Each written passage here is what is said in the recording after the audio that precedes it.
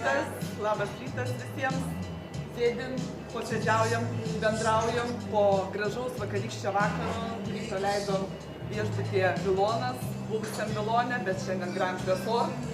Tai įspūdžiai dideli po vakarykščio renginio. Global Intergold daro turą po Lietuvą, po pasaulį tiksliau, tai aplankė ir mūsų šalį, o mes čia su merginom, yra mano pakviestos mergaitės, šaunuolės, darbštuolės, tiesiog pavyzdžių darom, kopijuojam, duplikuojam, kaip galime užsidirbti nuostabų auksą, investicinį fizinį auksą. Tai yra paprastą metalą. Atrodo blizgų, gražų, tačiau turim patirties, turim pasiekimų ir norim jums tą žinią nunešti, pasidalinti apie tai, pakalbėti su jumis. Darom. Nebijotume, kad nebijotume. Nereikia bijoti. Tai yra nuostabus verslas, auksinis verslas. Mūsų produktas yra pats svarbiausias pasaulyje.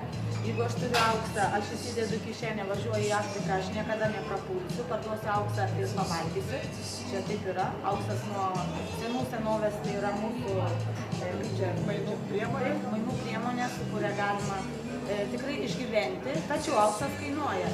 Čia ant stalo guli 4000 aukso pavydale.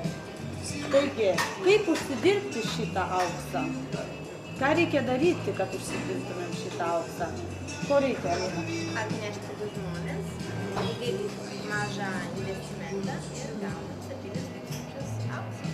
Ir ką su juo reikia daryti? Ir čia nuspręsti. Nėra sunku. Klauskite mūsų, kreipkitės į Ingutę, nes Ingutė čia yra Lietuvoje. Aš esu užsienyje, jeigu kas nors turite žmonių, kurie gyvena Italijoje, visuomet padėsiu. Mes tikrai padedam visiems žmonėms. Parodom, išmokom, įvedam. Negailim dalintis mūsų žinojimu, mūsų patirtimi.